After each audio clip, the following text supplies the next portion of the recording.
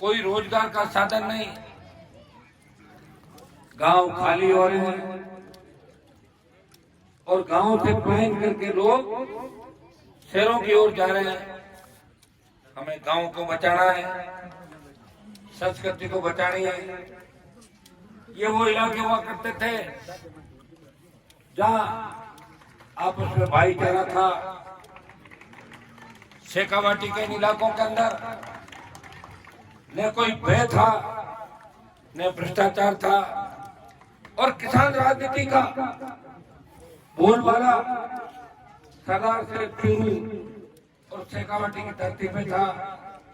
दुर्भाग्य से पिछले 35-40 साल से किसान राजनीति हाथ से चली गई, रसातल के अंदर चली गई, और किसान राजनीति की जगह व्यापारी आ गए, वो लोग आ गए जिन्होंने अपने घर भरने का काम किया, आपकी चिंता नहीं करी, और उन्होंने आपकी चिंता नहीं करी। इसलिए धीरे धीरे सरदार से विकास की दौड़ के अंदर पीछे रह गया। मैं आपको विश्वास दिलाता हूँ कि मैं 1 साल का विधायक मांगने आपके बीच आया हूँ। मैंने जिनको प्रत्याशी बनाया वो कोई बाहर का व्यक्ति नहीं है, वो किसान का बेटा है, यहाँ पशुपालन से जुड़ा हुआ, 4 बार डेयरी के चेयरमैन रहे, और आप सबसे पूछ के सारा सर्वे करा के जयपुर दिल्ली बैठ के कोई टिकट नहीं दिया। आपके कहने से ही सरदार साहब ने भाई लालचंद मूंद को आपकी इच्छा को तरफ प्रत्याशी बनाया। 1 साल बनाम 70 साल, आप मुझे लालचंद जी को जिता के दे दें। ये सेमीफाइनल है, सेमीफाइनल सरदार शहर के किसान और जवान जिता के दे दें। राजस्थान का फाइनल मुकाबला राष्ट्रीय लोकतांत्रिक पार्टी जीत जाएगी, इतना विश्वास मैं आपको दिलाता हूँ। भाइयों, आज हमारी बहन बेटियां सुरक्षित नहीं, हमारे बच्चे सुरक्षित नहीं। अखबार का पहला पन्ना पलटोगे, टेलीविजन खोलोगे तो ऐसी खबरें मिलेगी। आप बताइए किस तरह लोगों की मानसिकता गिर गई, राक्षस हो गए लोग। बच्चे देखते नहीं, छोटी बच्चियां देखते नहीं, और किस तरह आत्महत्याएं जवान किसान कर रहा है। कोई कर्जे के बोझ के तले, कोई बेरोजगार के तले, ऐसे ऐसे काम हो रहे जो सोच भी नहीं सकते। ऐसी घटनाएं प्रदेश और देश के अंदर हो रही है, और देखते ही देखते राजस्थान अपराध में 1 नंबर पे चला गया। वसुंधरा गहलोत के गठबंधन ने राजस्थान की कानून व्यवस्था को रसातल में ले गए। पुलिस का इकबाल खत्म हो गया, थाने, तहसील और एम्बुलेंस से वो भी अपराध की घटनाओं से दूर नहीं रहे। वहाँ भी गंभीर घटनाएं अपराध की राजस्थान के अंदर हुई।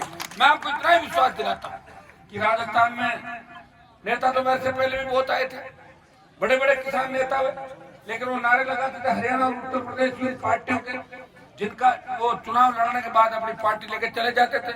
ये राष्ट्रीय लोकतांत्रिक पार्टी हुंकार रैलियों के बाद बनी। हमारा मकसद कोई सत्ता माना नहीं था। 2016 के अंदर जब हुंकार की शुरुआत करी नागौर की धरती से, 5 लाख किसान जवान नागौर आए। बाड़मेर की हुंकार रैली और बीकानेर की हुंकार, जिसके अंदर चूरू सरदार साहब के किसान के बेटे भी अपने अपने साधनों से हनुमान को ताकत देने के लिए वहां पर आते थे। और जब बीकानेर की रैली करी, वसुंधरा सरकार डर गई थी। 50,000 नौकरियां, स्टेट हाईवे टोल फ्री किए और 5 हॉर्स की बिजली भी फ्री करी थी। ये हमारे मुद्दे थे।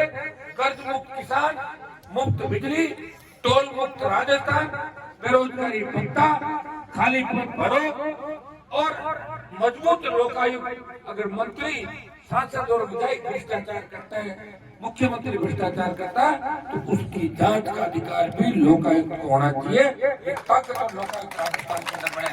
और भाइयों, जब पार्टी बनाई, और पार्टी को बने भी 4 साल हुए, मैं सरदार शहर के अंदर पिछली बार उम्मीदवार लड़ा 18 के अंदर, आपने 10,000 से ज्यादा वोट देके मुझे यहाँ से आशीर्वाद दिया।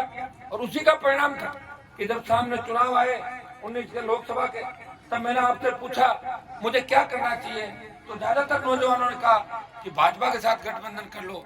और भाइयों, मैंने भाजपा के साथ गठबंधन कर लिया। 2 सीटें थी मुझे बाड़मेर नागौर, बाड़मेर मैंने रखी नहीं, कैंडिडेट मैंने मेरी इच्छा का रखा था बाड़मेर, नागौर सीट से मैं जीता। तब 4-6 महीने में वहां रहा, तो बच्चे सोशल मीडिया पे डालते थे, चूरू से सरदार से थे, हनुमान जी क्या मोदी की गोदी में बैठ के आप क्या थे, बोल ही नहीं रहे हो लोकसभा के अंदर। मैंने कहा वक्त आएगा जब बोलूंगा। और जब किसान आंदोलन चला देश के अंदर, तीनों काले कानून आए, तब राजस्थान से ही नहीं पूरे उत्तरी भारत से अगर मेरे समाज के सबसे ज्यादा जो नौजवान आंदोलन कर रहे थे, किसान के किसी बेटे ने मंत्री पद छोड़ के पड़ोसी हुई थाली को ठोकर मार के मोदी की सत्ता छोड़ के अगर सड़क पर कोई बैठा वो नागौर का साथ देता तो मोदी की सत्ता को छोड़ा था। मैं जो कहता हूँ वो करता हूँ, उसी का परिणाम है कि आप लोग दोनों हाथों से आशीर्वाद देते हो। जवान तो मेरे साथ है ही, किसान का आशीर्वाद है और माता शक्ति ने इस बार ठान लिया कि हम भी झांसी की रानी लक्ष्मी बन के इस जो भ्रष्टाचार की लंका है कांग्रेस भाजपा की, इसको हम हटाएंगे, भगाएंगे राजस्थान से और लंका का दहन करेंगे। भाइयों, मैं आपके लिए लड़ रहा हूँ, मुझे सत्ता का शौक नहीं। 3 में मंत्री बनता, 8 में बनता, 13, 18, 19 में बनता, 5 बार मंत्री पर ठुकरा है राजस्थान में और दिल्ली। कल मैं बीजेपी के नेताओं के भाषण सुन रहा था, बीजेपी के नेता कह रहे थे कि वोट बीजेपी को दे दो या कांग्रेस को दे दो, लेकिन तीसरे को मत देना। ये क्या है मुझे बताओ, इससे बड़ा गठबंधन क्या होगा कि बीजेपी बौखला की राष्ट्रीय लोकतांत्रिक पार्टी से और कांग्रेस भी बौखला की राष्ट्रीय लोकतांत्रिक पार्टी से, इन दोनों की बौखलाहट आपको नजर आ रही है। ये तो अच्छी शुरुआत है, सुनो आराम से निकलना है, देखो आराम से डिस्टर्ब नहीं करना है किसी को। भाइयों, दोनों पार्टियों का मिला जुली का खेल का जो आरोप लगा रहा था वो आपको सरकार शेयर करने लगेगा कि दोनों पार्टियां एक दूसरे के लिए वोट मांगेगी। वो नई तीसरी ताकत राजस्थान में देखना नहीं चाहती, क्योंकि जहाँ जहाँ क्षेत्रीय पार्टियां बनी है, चाहे यूपी हो, बिहार हो, हरियाणा हो, उड़ीसा हो, चाहे साउथ के स्टेट हो, वहाँ कांग्रेस और बीजेपी को कई बार चौथे नंबर पर, तीसरे नंबर पर धकेल दिया था। जब वो नहीं करते, जब मिल बांट के ये लोग खाएं, एक बार वसुंधरा, एक बार गहलोत, इस गठबंधन राजस्थान को डुबो दिया।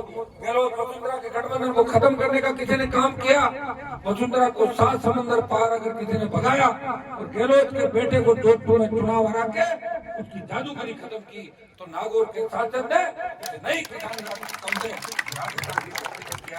भाइयों ये सेमीफाइनल है, आप मेरी मदद करना, यहाँ से नई किसान राजनीति का उदय करना है। आप अगर मिल जाओ, किसान, शेड्यूल कास्ट, मुस्लिम और सर्व समाज जैसा आप सबका मानस है। सरदार शहर के अंदर लोग एक बात और कहते हैं कि हनुमान जी आप कहीं ऐसा नहीं हो सरदार से राजगढ़ बन जाए। मैंने कहा वहाँ क्या बोला, अपराध ज्यादा है। मैंने कहा अपराध तो राजस्थान में ज्यादा है। मैं आपको विश्वास दिलाता हूँ कि राष्ट्रीय लोकतांत्रिक पार्टी अगर जीती तो हम कोशिश करेंगे कि राजगढ़ को भी अपराध मुक्त करें, राजगढ़ में भी अपराध कम करेंगे। ये मैं विश्वास आपको दिलाता हूँ। भाइयों, बीजेपी नहीं लड़ रही है इस राजस्थान में, अपराधियों के खिलाफ कोई लड़ रहा है, कोई आवाज गरीबों की बुलंद कर रहा है। वो आरएसपी का जवान लड़ाई लड़ रहा है, वो तीनों विधायक अपराधियों के खिलाफ विधानसभा में लड़ रहे हैं। और जब राजस्थान के मान सम्मान की बात होती है तो 24 सांसद मोदी का जयकारा बोलते हैं और नागौर का सांसद किसान कौम का जयकारा हिंदुस्तान की सबसे बड़ी पंचायत के अंदर बोलता है। चाहे अग्निपथ हो, सेना को जब ठेके पे लिया, देश में किसी सांसद ने विरोध नहीं किया। हनुमान बेनीवाल लोकसभा के अंदर भी विरोध करने पहुंचा और जोधपुर में 2 लाख जवानों की रैली करके ये संदेश दिया, मोदी जी हम वही किसान हैं और हम उन्हीं किसानों के बच्चे हैं। उन किसानों के रगों में जो खून बह रहा था वही हमारी रगों में बह रहा है। हम आपको थका देंगे। आप ये मत सोचना कि अभी हनुमान अकेला है। मैं बड़ी हुंकार रैलियां करके दिल्ली की ओर कूच करूंगा और अग्निपथ योजना को प्रधानमंत्री को वापस लेना पड़ेगा। हमारी सेना को ठेके पे नहीं जाने देंगे। ये मैं आपको विश्वास दिलाता हूँ। यह मुझे विकास नजर नहीं आ रहा है। मैं भरोसा दिलाता हूँ कि सरदार शहर के हर खेत में सिंचाई का पानी हो, जो सपना आपको उन्होंने आपके एमएलए साहब दिखाते रहते थे हमेशा, हर खेत में सिंचाई का पानी, अस्पताल की व्यवस्थाएं, सड़क और बड़ी बिजली की समस्या है। तो 1,32,000 और 2 फीस के नए जीएसए सरदार शहर के अंदर बने। मैं तमाम मामलों को लेकर भरोसा दिलाता हूँ कि लालचंद जी अगर जीतते हैं तो विधानसभा में आवाज उठाएंगे। इनके साथ 3 एमएलए और मिल रहे हैं आपको। एक के साथ एक फ्री आता है ना कई बार सेल में, एक साथ एक फ्री, तो एक हो गई है और 3 आरएलपी के 4 और एक एमपी फ्री और मिलेगा, 5 मिलेगा आपको। दिल्ली में भी आवाज आप मेरे पे भरोसा करना। आपको पता है कि मेरी आधी जो राजनीतिक लड़ाई है वो चूरू जिले से हुई थी शुरुआत। ध्यान है नहीं, आपको पीछे जाओगे तो भाइयों इस बात का ध्यान रखना। हनुमान बेनीवाल खुद आपके गाँव में वोट की अपील करने आया, तो मेरा मान और सम्मान रखना और लालचंद जी को भारी वोटों से पंचायत से इलाके जिता के आपको भेजना। बहुत बहुत आपको धन्यवाद। जय हिंद।